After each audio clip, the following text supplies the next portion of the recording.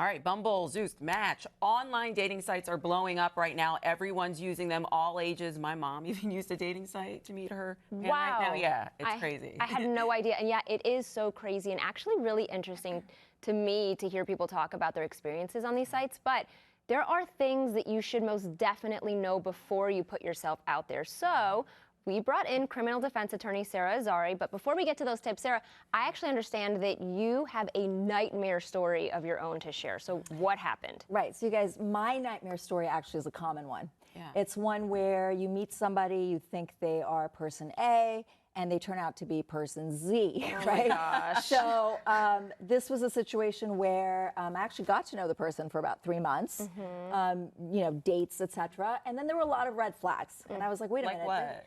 Like ghosting, you know, the typical stuff, and excuses and strange things. After the 3 months, so it wasn't like right at the beginning where you would think something. It was towards the end of the 3 months. And so I said, you know what?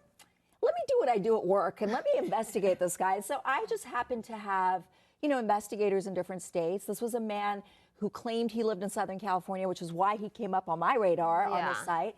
But in fact, he was not single and ready to mingle. He lived in Utah. He was married. He had kids.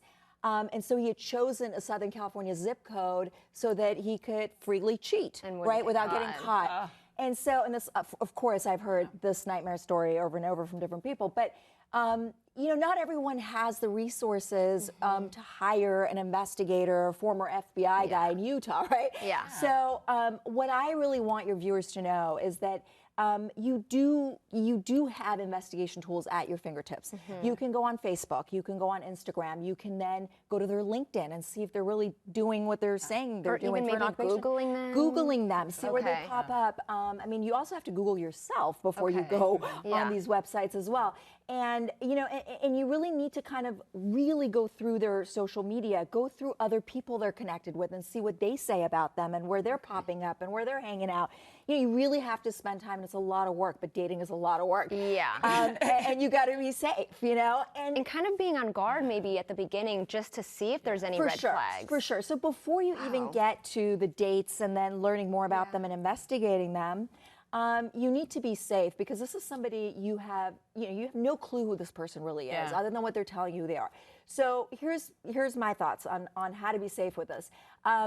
First of all, choose your app wisely. Okay. Some of these apps are connected to Facebook and Instagram. You want to divulge as little about yourself as possible. Okay. So if Sarah, we're we're sorry. running out of time. We hate to cut you off, but no worries. Yes. Oh, yeah. But we will get to more of this if you guys want to find out.